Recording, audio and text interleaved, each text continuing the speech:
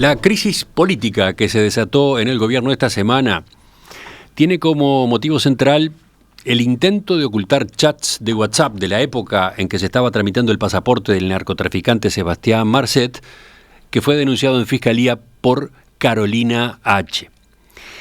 Y esa denuncia, a su vez, tiene como una de sus pruebas principales el audio de conversaciones telefónicas de noviembre 2022 entre quien entonces era subsecretaria de Relaciones Exteriores y el entonces ministro Francisco Bustillo. Según contó H. este miércoles en Fiscalía, ella, asesorada por su abogado, decidió grabar aquellas llamadas telefónicas, ya que Bustillo venía sometiéndola a una presión insoportable. Por un lado, la instructora de una investigación administrativa interna de la Cancillería le pedía a H. los intercambios que ella había mantenido por WhatsApp con el subsecretario de Interior Guillermo Maciel en septiembre y noviembre del año 2021, pero al mismo tiempo Bustillo le insistía en que ocultara aquellos documentos e incluso llegó a sugerirle que los hiciera desaparecer. Que se mande al frente Maciel, vos perdés el celular. Estoy imaginando, escenario que la verdad que no conozco, honestamente no conozco, pero yo qué sé, en diciembre, enero se te perdió el celular. Pero ahora vamos sorteando, hay que ir sorteando, todo paso a paso. Las grabaciones de esas llamadas que tomaron estado público en la tarde del miércoles, pocas horas después de la audiencia en Fiscalía, han sido discutidas intensamente en el sistema político y en la opinión pública y derivaron, ustedes saben, el mismo miércoles de noche en la renuncia de Bustillo. Ahora, en medio de la controversia, varias voces se preguntaron: ¿fue lícito que H. grabara conversaciones de forma secreta y las presentara después en Fiscalía? ¿H. actuó de buena fe? ¿Esas grabaciones tienen valor ante la justicia? La respuesta breve es sí. Incluso hay una sentencia de la Suprema Corte de Justicia del año 2019 que analizó este asunto y se pronunció de manera muy clara, pero conviene profundizar en el asunto. Y por eso convocamos teléfono mediante al doctor Alejandro Aval, que ha trabajado en este tema. Alejandro, buen día. Buen día, Emiliano. Buen día, José Romina, que creo que también está por ahí. Sí, Alejandro, ustedes saben, integra la tertulia de los viernes y hoy no va a formar parte de la tertulia porque está en el exterior. Está en el exterior participando justamente de actividades académicas, sin perjuicio de lo cual ha tenido un espacio para atender esta llamada a esta hora, ¿no? ¿Dónde estás concretamente? Bueno, estoy en una población del centro de la provincia de Buenos Aires, donde habitualmente, desde hace ya casi 2 decenios, se realiza un congreso internacional de Derecho Procesal. Tú fuiste decano de la Facultad de Derecho de la Universidad de la República, los oyentes lo saben, pero además una de tus especialidades es el derecho procesal. Una explicación breve sobre qué es el derecho procesal. Bueno, el derecho procesal es la rama del derecho que regula los procedimientos judiciales, para decirlo de una manera muy sencilla, ¿no? Por eso es que es interesante lo que tú digas a propósito de estas preguntas que han quedado planteadas, ¿no? Veamos, yo dejé allí en síntesis los interrogantes. ¿Avanzamos en la respuesta? Bueno, correcto. Mira, no hay duda que la interceptación de comunicaciones telefónicas y por ende la grabación de las mismas está prohibida, salvo orden judicial, y además constituye un delito. No solo está prohibido directamente por la Constitución, sino también por el Código Penal, que en el artículo 297 considera que esa interceptación constituye un delito. Ahora, te pediría que hablaras un poquito más cerca del teléfono, a ver. Bien, cosa diferente es la grabación de la comunicación telefónica de quien la está grabando, es uno de los partícipes. Uh-huh. Ahí está, tú estás distinguiendo entre interceptación y grabación por uno de los participantes de la conversación, ¿no? Claro, se ha discutido en algún tiempo con cierta intensidad, incluso con sentencias contradictorias en Uruguay, pero y también en el extranjero, si es lícito grabarla a la conversación telefónica en el caso, cuando el interlocutor de quien está grabando no está avisado de que se le está grabando, ¿no? ¿Verdad? Pero en realidad hoy día se considera que sí lo es, que es lícito, que es admisible grabarlo. Yo podría estar hablando contigo y grabándote, o al mismo tiempo, en lugar de grabar, tomar nota con lápiz de lo que me estás diciendo. Eso hoy día parecería que existe un consenso de que es lícito. Yo personalmente, naturalmente, que lo he estudiado, y en mi opinión no tengo dudas de que es lícito que quien está interviniendo en una conversación pueda grabar la conversación en el ejemplo telefónica. El problema no está ahí, Emiliano. El problema, naturalmente, y tú por seguro lo advertís, está no tanto en si se puede grabar la conversación, aunque el interlocutor no esté avisado de que lo está grabando, cosa que entiendo sí se puede hacer, así como yo podría estar tomando nota en un papel con una virome de lo que tú me estás diciendo y lo que yo digo, yo puedo grabarlo, y eso no es ilícito. Lo que se discute, en cambio, y es más complicado, es si se puede difundir el contenido de esa conversación. Si se puede difundir por cualquier medio, ¿verdad? Y por supuesto se puede difundir de la manera más fácil que podemos tener a mano hoy día, que es a través de la grabación. Yo puedo difundir la grabación de esa conversación. Bueno, en realidad, en primer lugar, la difusión del contenido de la grabación, sea como sea que yo lo haga, de la conversación, sea como sea que yo lo haga, no se puede hacer si forma parte de lo que llamamos habitualmente un secreto profesional, el del médico con su paciente, el del abogado con su cliente, el del psicólogo, etcétera. Hay otras situaciones parecidas. Incluso tampoco se puede difundir, aunque no esté comprendido en esos casos, cuando se trata de una conversación que por su naturaleza debería permanecer secreta. Y si se difunde, bueno, una conversación de esta naturaleza, ello constituye un delito. Eso lo dice el artículo 298 del Código Penal. No obstante, y esto es lo más importante quizás en el caso concreto, según ese mismo artículo 298 del Código Penal, aún si la conversación, que por su naturaleza debe permanecer secreta, se difundiera porque existe lo dice así estas dos palabras, el artículo 298, una justa causa, entonces no existiría delito. En otras palabras, la conversación grabada, en la cual, en el caso grabada, podría ser difundida el tenor de la conversación, pero si está grabado es más claro todavía. La conversación grabada, en principio, no se puede difundir cuando por su naturaleza debe permanecer secreta, lo cual es más amplio incluso que el contenido, el tenor de un secreto profesional. Pero resulta que sí se puede hacer si media una justa causa.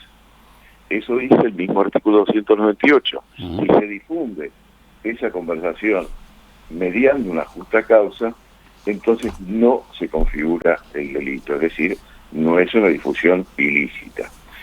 ¿Qué es la justa causa? Bueno, es una expresión muy amplia que engloba, por ejemplo, que quien participa en la conversación la difunde de palabras.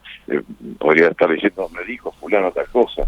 Por escrito, podría escribir un artículo en un diario, o a través de la exhibición de una grabación, como sería el caso concreto.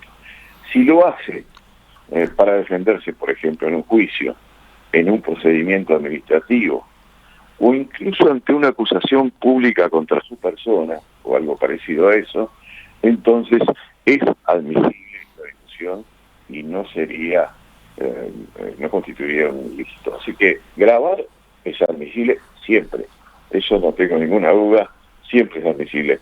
Un poquito más complicado es saber cuándo es que se puede difundir, porque para que se pueda difundir si se trata naturalmente de una conversación que en principio debería por su tenor permanecer secreta, si se puede hacer es cuando hay justa causa, y lo que es un poquito complicado es definir cuándo hay justa causa. De todos modos, en este Entiende caso concreto de esa conversación telefónica entre H, entonces subsecretaria, y Bustillo, entonces ministro, no sé si se puede argumentar que esa conversación en principio era secreta o debía permanecer secreta, ¿no?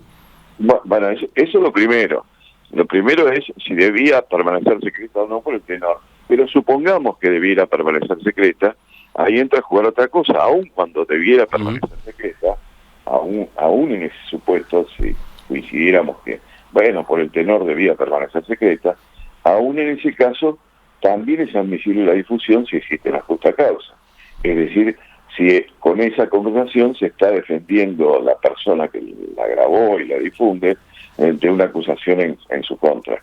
Y, ya sea en un juicio o en un procedimiento administrativo o inclusive en una acusación más o menos pública, aunque no esté registrada en un procedimiento judicial o administrativo. De manera que, en mi opinión, bueno, no tengo mayor duda de que lo que se ha difundido no constituye delito. No constituye delito, esa es la primera puntualización. Paso por las dudas a la pregunta que también dejaba planteada, por si hubiera alguna diferencia con lo que se venía señalando hasta ahora. ¿La justicia admite como prueba una grabación de este tipo? ¿Admite sin ningún inconveniente? Bueno, ha habido variaciones en la jurisprudencia. Tú mencionaste la sentencia de la Suprema Corte del 2019. Sí, hay una sentencia que es la 1153 del año 2019, 30 de mayo de aquel año concretamente. La Suprema Corte estaba integrada en aquel momento por los doctores Martínez, Minbiel, Chediak, Turel y Tosi. La redactora de la sentencia fue la doctora María Elena Martínez. Bueno, sí, esa es una sentencia muy importante porque aunque la jurisprudencia de la Suprema Corte no es obligatoria, no debe ser necesariamente seguida por los tribunales, hay que tener presente que los recursos de casación, que son la última palabra en un proceso jurisdiccional, se dictan por la Suprema Corte de Justicia. Y los recursos de casación, bueno, pueden ser los que van marcando que, en definitiva, qué es lo que se admite en última instancia por la justicia uruguaya. Y en esa sentencia sí, efectivamente, se admitió naturalmente la licitud de grabar, aun cuando no esté enterado el interlocutor, aun cuando no haya prestado su consentimiento, pero además de que se puede presentar como prueba cuando, bueno, digamos, media una justa causa, como dice el artículo 298 del Código Penal. Sí, por lo que estaba viendo, las condiciones para que esa grabación sea válida son dos: que haya sido grabada por uno de los partícipes del intercambio, del diálogo, y que quien la difunda, quien la presente, sea justamente también uno de los partícipes del diálogo, ¿no? Efectivamente, esas dos cosas que tú dijiste, esos dos requisitos, son los que permiten difundirla lícitamente, siempre que exista lo que mencionaba al principio, es decir, una justa causa, ¿no? ¿Verdad? Una justa causa es una defensa que hace una persona contra una, bueno, llamémosle contra una agresión judicial, administrativa o aún ante la opinión pública. De manera que algo parecido ya ocurrió hace unos años con el senador Bordaberry, no sé si lo recuerda, si lo tenés presente. Emiliano. ¿Cuál es ese antecedente? Con el Bordaberry tuvo una conversación, no puedo recordar en este momento con quién era, pero era naturalmente un personaje público, político, y difundió esa conversación. Entonces, sí, fue un intercambio con el senador Rafael Michelini. Con Rafael Michelini, efectivamente. Entonces se dijo, bueno, desde el punto de vista jurídico no sería admisible, era admisible, y sigue siendo admisible en algunos casos, grabarla siempre es admisible. Lo que se discute, o mejor dicho, puede ser objeto de ilícito, difundirla en determinadas circunstancias. Yo no recuerdo exactamente lo que pasó en ese caso, porque no recuerdo el tenor de la conversación grabada por Bordaberry en ese intercambio con Michelini. Y no viene al caso, simplemente lo mencioné porque fue una situación en la cual se planteó algo parecido a lo que se está planteando ahora. Pero, recapitulando, si me permitís, Grabar siempre es admisible. Así como yo podría estar escribiendo en este momento lo que tú me dijiste en esta conversación que no tenemos los dos. Nadie me puede decir que sea ilícito, no es ilícito que yo haya grabado la conversación que estamos manteniendo. Lo que podría ser ilícito es la difusión. ¿Cuándo? Bueno, cuando media secreto profesional, en cualquiera de sus variantes, o cuando por su naturaleza lo que estamos hablando, bueno, es de carácter, digamos, reservado. Pero aún en esa situación, si media una justa causa, si tú dijeras, por ejemplo, el doctor Aval me agredió en el intercambio que mantuvimos, yo podría presentar la grabación para defenderme de esa acusación de tu parte. Esa es la síntesis y el tema queda clarísimo. Estamos hablando además de criterios que no solamente rigen en nuestro país, ¿no? Este manejo, este marco legal a propósito de grabaciones de conversaciones está muy extendido en el mundo. Efectivamente, está muy extendido en el mundo, de grabación de conversaciones, incluso de filmaciones, bueno, pero... Sí, ese sería otro nivel, ¿no? El video, la grabación en video. Sí, claro, pero no quiero entrar a complicarlo, pero sustancialmente es lo mismo. Tiene algunas matices que pueden ser diferentes los videos, pero creo que no vale la pena entrar en eso porque no es lo que se presenta en el caso que nos está ocupando, ¿no? ¿Verdad? Acá es simplemente una grabación. Y efectivamente es algo que se ha discutido mucho, que ha tenido mucha importancia porque en general no está explícitamente regulado el punto, así explícita y detenidamente regulado el punto en ninguna legislación, ¿no? Casi que yo conozca por lo menos. Pero ha sido muy admitida estas conclusiones a las cuales me estoy refiriendo en jurisprudencia, bueno, por ejemplo, de Europa. En particular de España, por lo menos es lo que yo tengo más presente, ¿no? ¿Verdad? En una situación como esta encuadra exactamente en lo que las Cortes españolas suelen estar admitiendo en estos términos que estoy dejándote en evidencia ahora. Según confirmó la producción de En Perspectiva, en este caso concreto, la ex subsecretaria H, antes de grabar efectivamente, planteó sus dudas en esta materia a su abogado, a quien ya oficiaba como su abogado en esa época, el doctor Jorge Díaz, y el doctor Díaz le respondió que justamente a partir de este marco que estamos comentando podía llevar a cabo ese registro, ¿no? Sí, no, que lo podía llevar a cabo no tengo ninguna duda, pero ninguna duda, ¿no? De que yo te puedo... Bueno, pero ella tenía dudas de si no podía ser un delito la propia grabación, ¿no? ¿Sabés qué pasa, Emiliano? La objeción que se suele hacer a grabar sin autorización de la otra parte que interviene en la conversación es más ética que jurídica.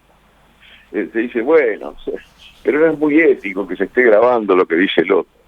No, pero hoy día no hay mayor duda de que es admisible grabar aún sin el consentimiento de la otra persona, ¿verdad? Sin haberla pedido autorización expresa o al menos tácita, aún así es admisible grabar.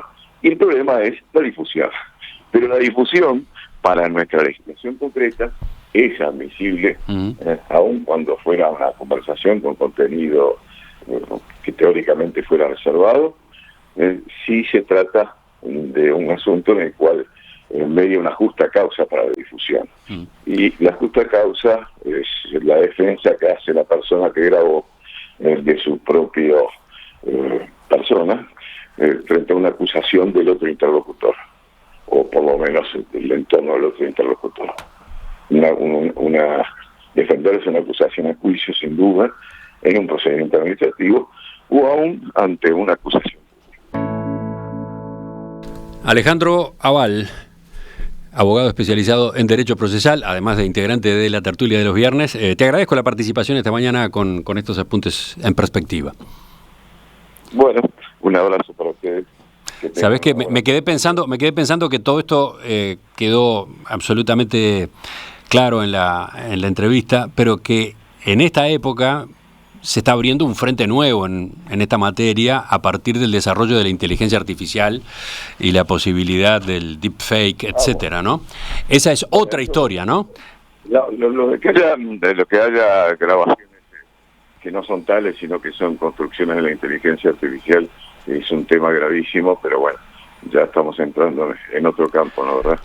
No, lo que pasa es que lo que veníamos analizando era la admisibilidad de la grabación como prueba. Después supongo que está todo el campo abierto para la discusión de esa prueba, que es otra historia, ¿no? Ah, bueno, eso es otro tema. Bueno, Alejandro, nos reencontramos en cualquier momento. Bueno, que tengan buena tertulia. Un abrazo.